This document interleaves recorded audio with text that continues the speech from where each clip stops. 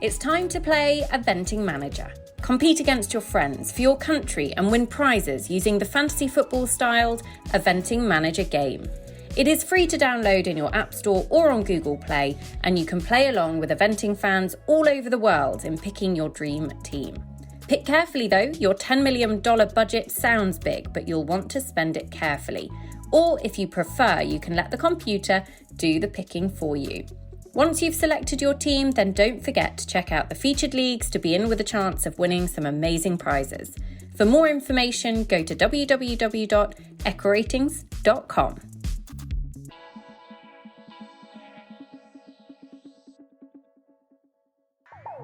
Oh God, it's so exciting. Happy Hail Bob Day. It is a happy Hail Bob Day. Hello, the curse of Diarm. It's the best finishing score we've seen at 5-star level. That was our elo coming into the competition. Eventing Manager is back. Best show that we have, Alphabetti Spaghetti. Looking forward to seeing quality horses. Still a great day for Ireland. Thank you very much for coming on the show. I mean, you're a bit of an eventing geek just like us. And it's time to get on with the show. Welcome to the Echo Ratings Eventing podcast, and listeners, we have got a Red Hills preview show brought to you in partnership with our very good friends at Connolly's Red Mills, and we are going to be looking forward to one of the first big 4-star shorts of 2022. Goodness me, it's good to be back, listeners. And not only that, Eventing Manager is back this weekend.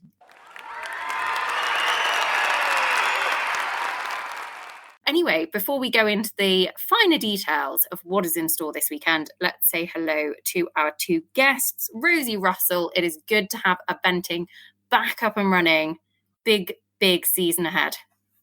I'm really excited. Things are starting to feel real again, especially as last year we weren't really starting eventing properly at this time of year. It's nice to think that we've got a full season starting from March right the way through to October. So I can't wait. And Eventing Manager, of course, always good fun to have that back. There will be people globally, Rosie, that are thinking, right, get me into that app. Let me pick my team. And listeners, when you're listening to this on Wednesday morning, the market is open. So you can do that. Download the Eventing Manager app for free in your App Store or on Google Play, and you can play along. And of course, we have got a very, very busy season ahead with Echo Ratings, but it is good to have Eventing Manager back. We've got some exciting plans, Dee. It is nice to be getting them up and running again. Well, yeah, I mean, 2022 season, lookers. Yeah, we're kicking it off. I always love these early US events for just excitement levels. You know, like you've got this, and, you know, it won't be long before we've got Carolina as well. And I always find like Red Hills, from eventing in the US point of view, it's so famous and so well known. Like 20,000 people there tailgating on Saturday afternoon. David O'Connor, Mikey S. course. You know, you've got all of the fame and excitement. 20 odd years, I think Red Hills is going. So it's a big, proper, famous event in the US. I like one of the nice things sometimes about Eventing Manager is being able to try and bring that fun and excitement, you know, to a weekend in March early enough in the British or the European season before some of the other events are kind of, or I suppose the big fully blown internationals are all up and running. So we're in that early part of the season, Nicole. It's the first chance that we're going to get to go and look at some of the US superstars, the Canadian superstars. So yeah, I'm excited. I've been picking my team already while you're talking, and I'm struggling. I'm the first game back. I'm struggling after like one pick. Running out of money. Look, listeners, for anybody who isn't familiar with Eventing Manager, just give you a very, very quick rundown. So essentially, it is the easiest way to kind of make it easy to understand, I guess, is fantasy football for eventing. But it's basically using SAP predictive analytics to give you a fantasy game that enables you to engage with the entire eventing competition events all over the world. This particular game is being played at Red Hills. And so you have a virtual $10 million. Unfortunately, it is not real, but a virtual $10 million to pick your 4 players for your teams. They are 4 combinations competing this weekend in the 4-star short.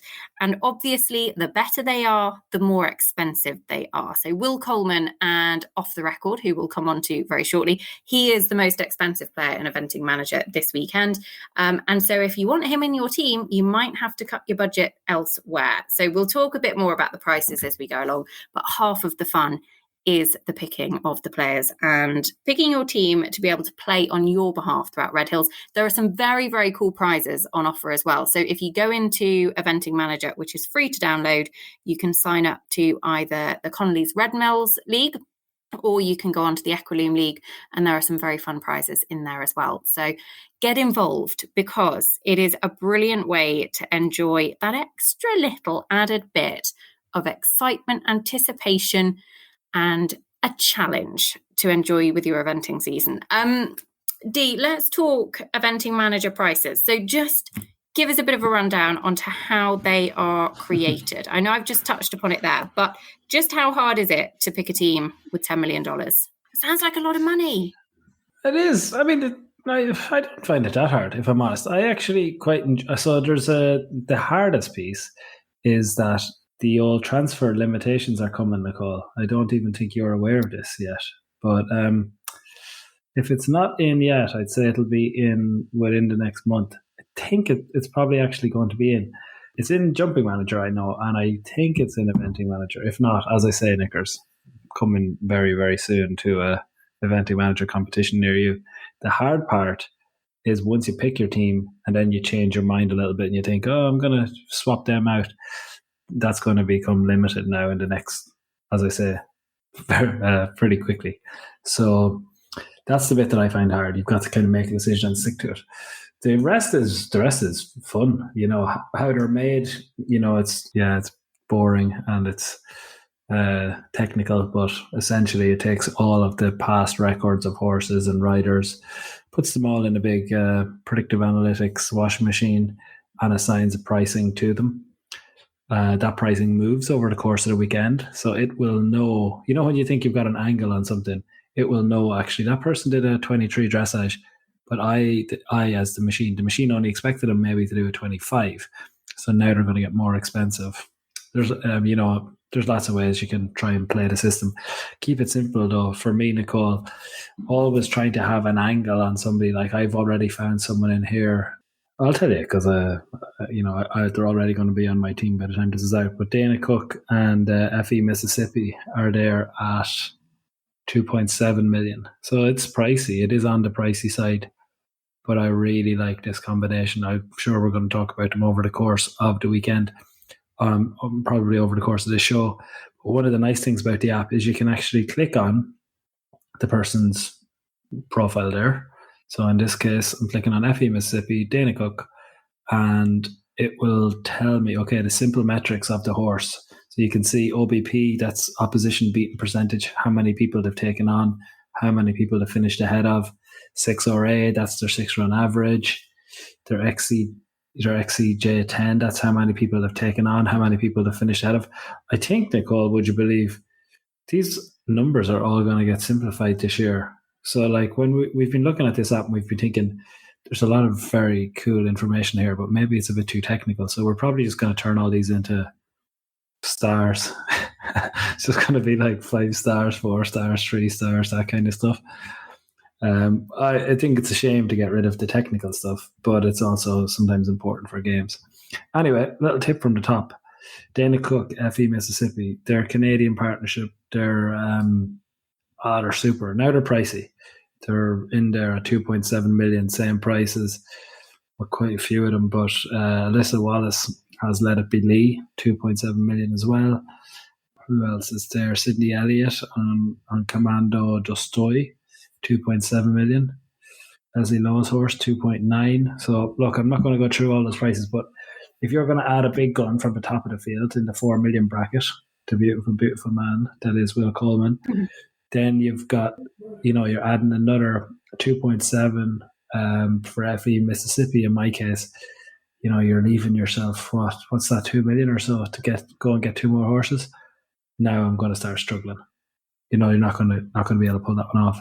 So now suddenly you're having to go, okay, will I go with, I'll keep Will, but I'm not going to be able to get, the big gun. I'll have to take his number 2, presumably in Don Dante. So you don't need tips from me other than to see if you can beat the system, play around with a few of these combos. The other thing worth bearing in mind, listeners, is you've got to pick 4 combinations in your team to count. and your best 3 scores will go towards your final score. So in sort of traditional team counting sense, then you've got your best 3 scores, but you must have 4 combinations in your team. You can't think, oh, I'll risk it and only pick 3 and hope they all come in for you, because the team won't have logged. So just a little handy tip. Let's talk about a few of the big guns, because the Ratings Prediction Centre has been run, and unsurprisingly, it is the man with the beautiful hair, Will Coleman, at the top of the table with his Archon winner. And that is Off the Record, but also Don Dante sits in second on the Prediction Centre for him with an 11% win chance. So actually Off the Record is a 34% win chance, which is huge and well ahead of Don Dante on 11%. So Will Coleman, looking for his 9th win at the 4-star short level, has a 45% win chance. It is hard though, Rosie, to look past such strong form as Archon, because that was a very, very impressive result last year. Oh, it seriously is. And you can kind of put your money on Will taking the title home this weekend. If I can afford him, I'd definitely have him on my team, because you know he's going to go out there, perform really, really well. He's competed against strong competitors, like you say, Archon, cool under pressure. I think that, yeah, he stands a really, really, really good shot of taking the win this weekend. Won 2 of their 3 4-stars last year. So yeah, he's definitely hopefully going to be on my team. The other thing that's always interesting at this time of year is you don't know how people are in sort of their early season preparations. I've imagine, otherwise I'm just speculating wildly, listeners, that there will be a spring 5-star on the cards for Off the Record. I imagine, again, Kentucky perhaps. So very much looking at the big picture. But the one thing that I do like about both of Will's horses is they've both actually been out and run well already this year.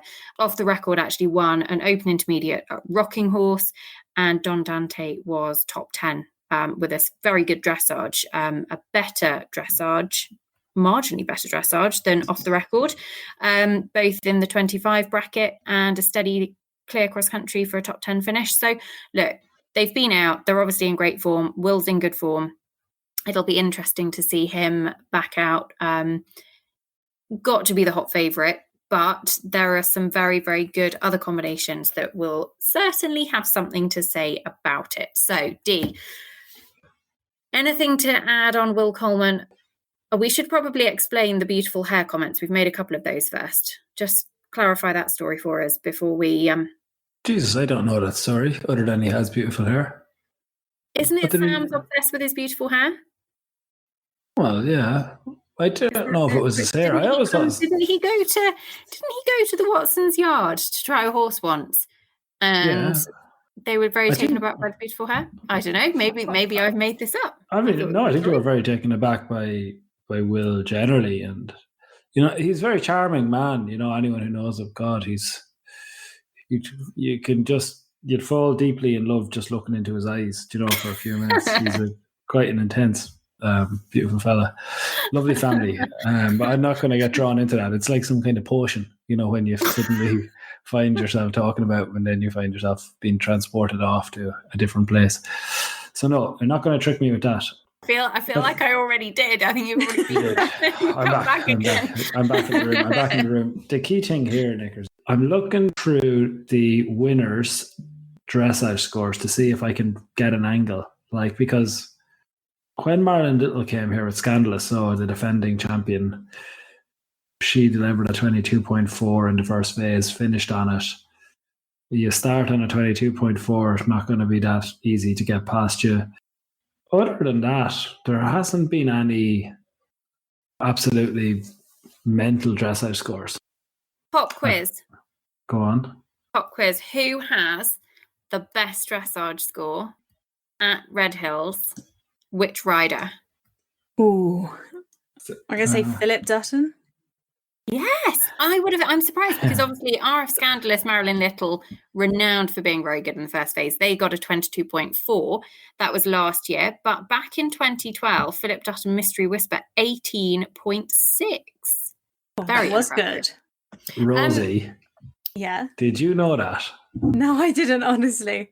Are you sure? I hadn't looked that one up. I was only basing it on Philip has the most wins in this field. So I thought he's probably gone and scored a very low dressage score at some point. He has. Well, It's good logic, to be fair, because good Philip logic. Dutton has won the 4-star short at Red Hills more than any other rider. He's won it 3 times. Marilyn Little has won it twice. Philip is the only one in the field, actually, of those two that can extend that this weekend. Sorry, Dee, we got totally sidetracked with my pop quiz. Where were we? We're in the preview, and we're talking about what you got to do to win Red Hills this weekend. And what I'm looking through a horse at the top of the eventing manager market, so that'll give you an idea. Same as Prediction Centre. You mentioned Will Coleman, Ante, between them nearly a 50% chance that Will Coleman's taking home the bacon this weekend in the 4-star short. I wanted to try and find an angle on that, and I thought, like, if I start looking down through the list, Leslie Law, Hallie Coon, Woods Boffman, like Lauren Nicholson, even, who's got the horse that can give me a 22 or a 24 or 25? Because I think if you could deliver something like that, you'd get ahead of even off the record. And if you get ahead of them, you've got a great chance here. I actually don't think it's going to be a particularly low dressage. They're all in around that, probably 20, 27, 28, I'd say would be our leader. Could be that high. I say high. It's obviously a very good score, but 27, 28, anywhere up to the low 30s, I think you got a great chance here. You'll probably tell me about the time in a minute, I'm sure, because time is tricky here, I think. Pretty tricky. Yeah, funny one, actually. So we'd have always said that the time at Red Hills is notorious for being tough. So up to now, since 2008, only 15 people have made the time in the cross country. Like, it is tough. However, 9 of them came in 2021. So watch this space. Is that an anomaly? Will we see the time more achievable this year? We will see. I have got a really, really cool horse that I am very much looking forward to seeing back out and about internationally.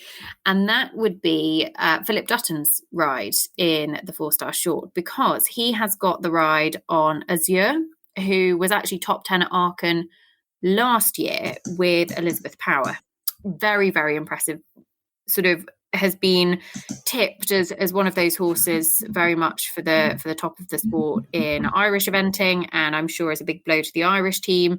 But their loss is the US's gain, because this horse is very smart. She's a lovely grey mare, and let's be honest, Big Phil on board. Can't ask for a better jockey, can you? No, he's a pretty good jockey, as you say. I think Philip has a nice little string at the moment, doesn't he? He's got some really nice horses, and a few of them building strength, sort of stepping up to the 5-star level. I think Carlton will be back out and about again this year. I've got a first timer I'd actually quite like to talk about. Who Go on then, Rosie. And the reason I like these is they've got a good price on eventing manager. So if you get to that point where you think, oh, I need someone that's going to be good, but I don't want to spend too much money, 2.6 million. Dan Cretel, I hope I've said that right, and Carmango. They've had a lot of success at the 3-star level. Like I said, this is their first time at 4-star. They ran 5 times at 3-star last year, and they were top 10 in 4 of them. Their best placing was second at Allentown. In regards to good dressage scores, they actually scored a 23.8 last year at Plantation Field. So 23.8 last year in the 3-star at Plantation Field. So at 4-star, whether they can keep it that low, I don't know, but they're always in the 20s. They range 23.8, 26.7, 28.1.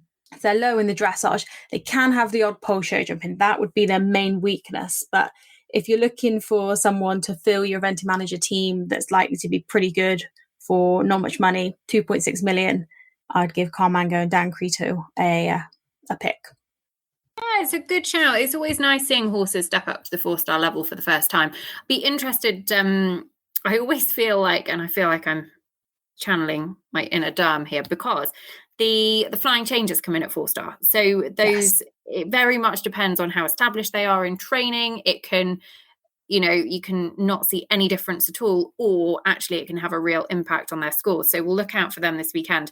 I've got another 4-star first timer for you, and it comes in the form of HSH Vamonos with Caroline Martin on board. Caroline, who is unbelievably experienced.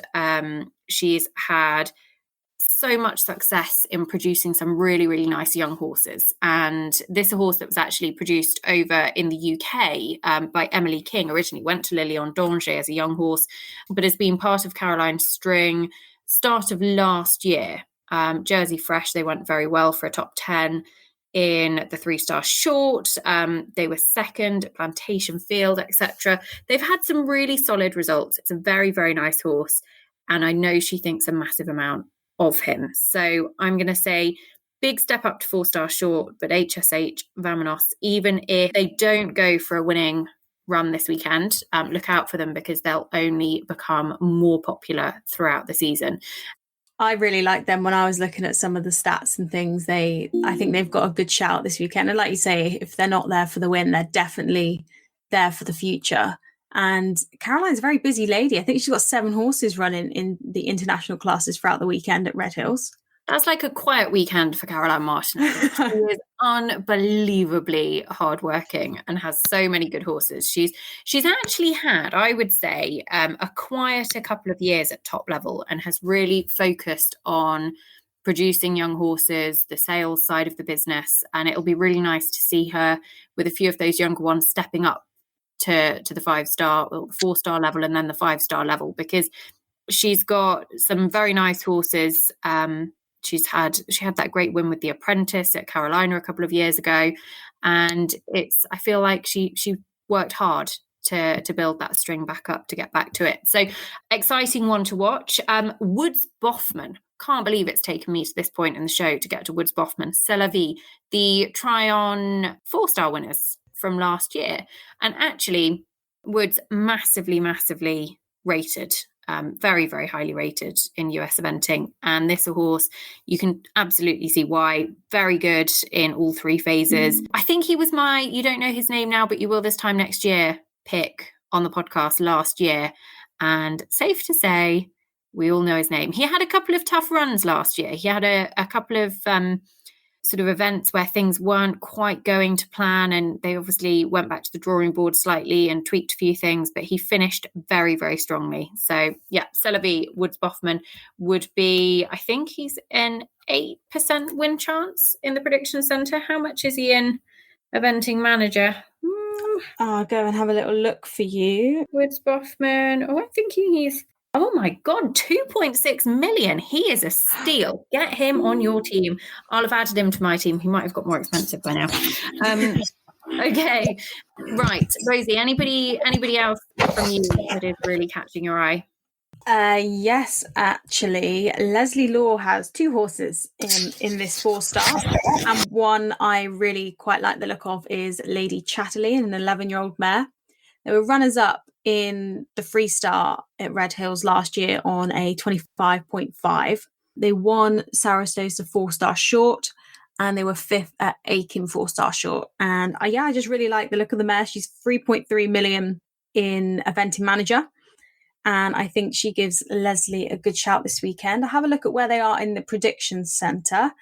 They're quite high up there, actually. 5th in the prediction centre with a 7% win chance and a 21% top 3.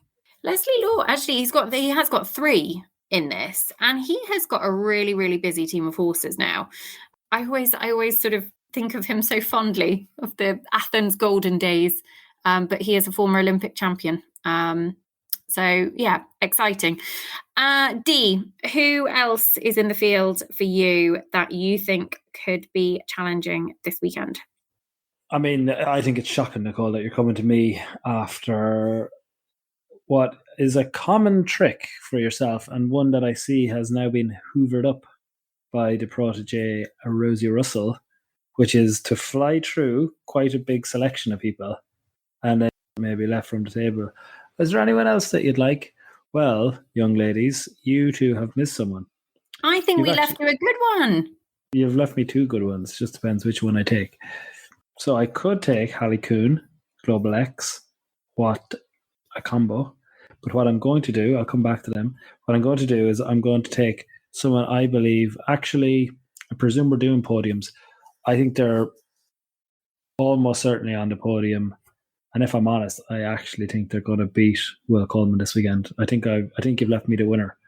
Lauren Nicholson and Landmark Monte Carlo, they are left. They were just off the podium here last year, I believe, and they had a rail down.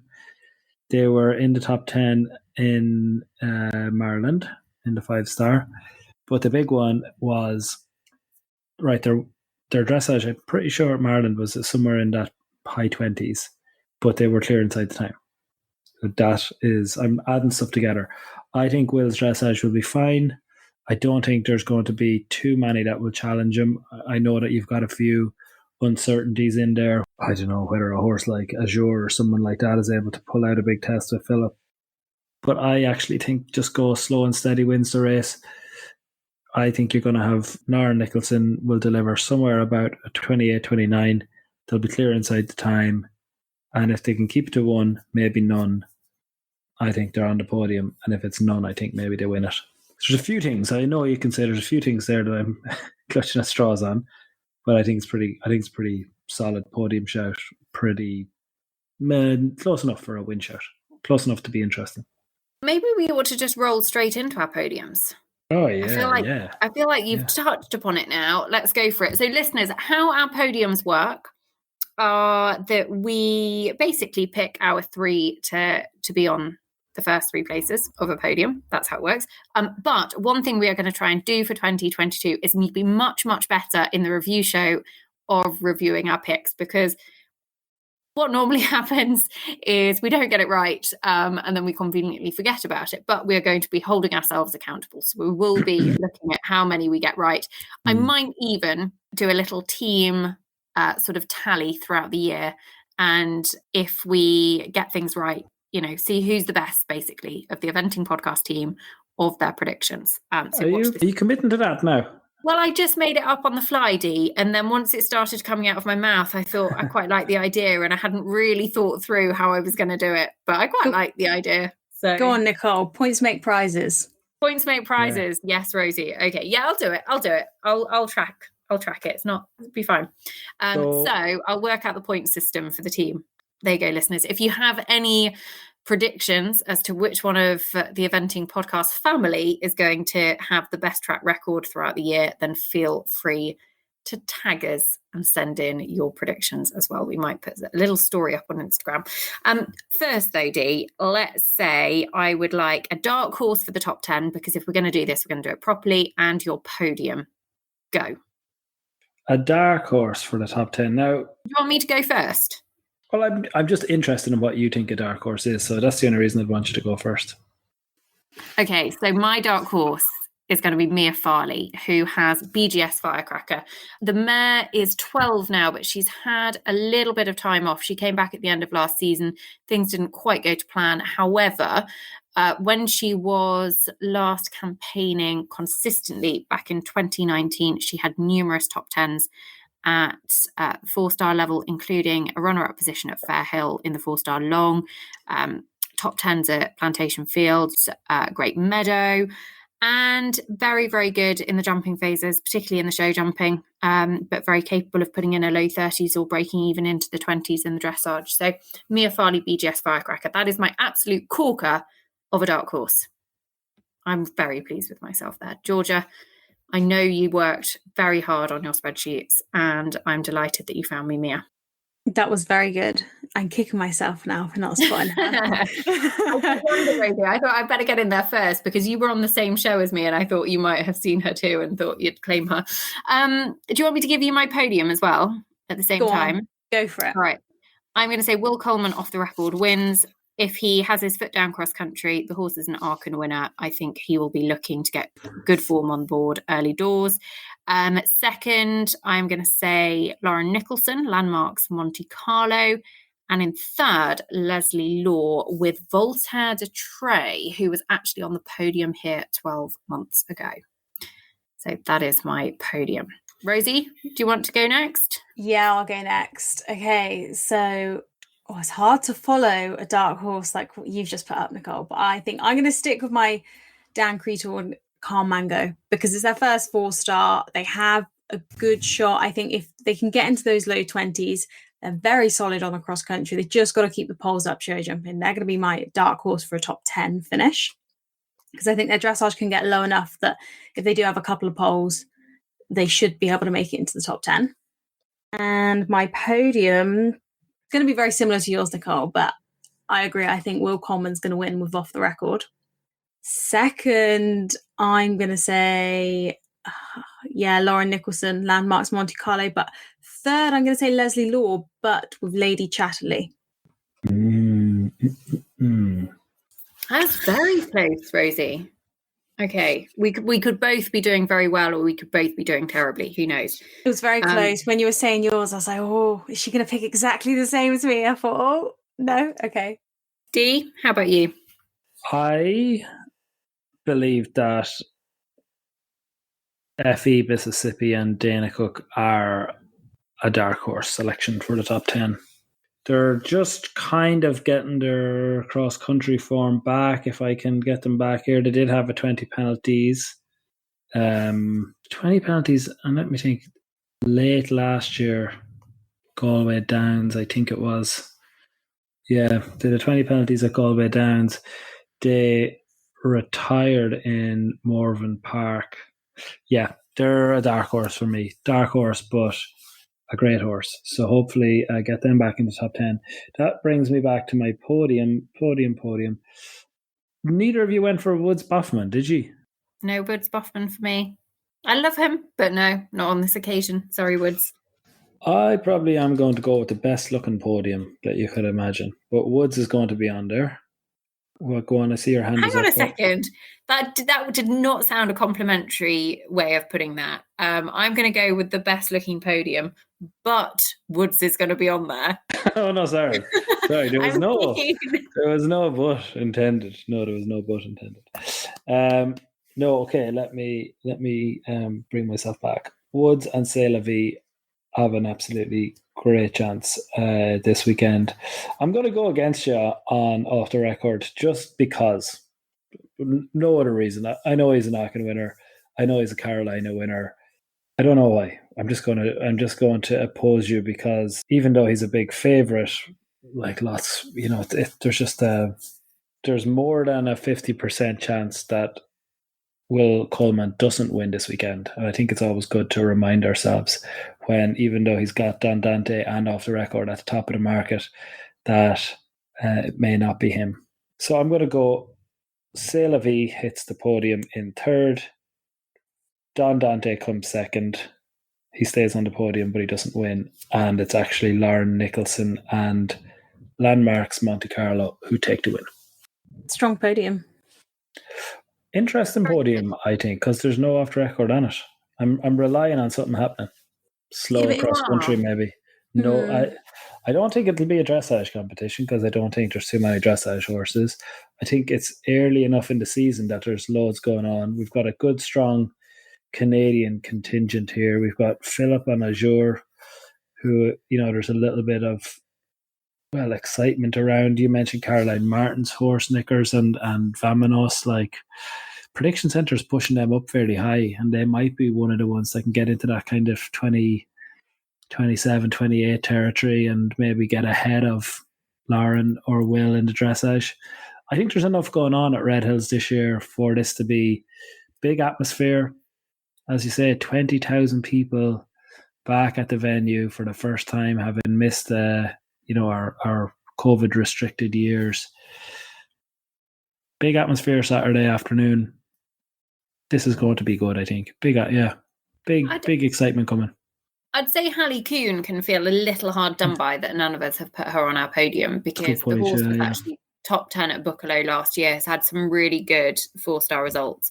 Very, very good jumper. And I'm looking forward to seeing Hallie make the step up with this horse, hopefully to 5-star at some point in 2020. How much is Harlequin in the? How much is Global X? Pricey. 3.4 million. 2.4, 3.4. 3.4. Quite pricey. Okay. They're in the top. They're going to be top 5 most expensive in the whole game. Okay. Up They're there obviously worth it. Yeah. Voltaire de Tray, same price. Okay, interesting. It is so good to have eventing back. I'm really looking forward to Red Hills this weekend. I would say we have got lots coming up over the next few weeks, because obviously we've got Red Hills this weekend. We have got a Wandon Park preview show for you next week, listeners, over in Australia, big 4-star short over there. Then back on US soil for Carolina.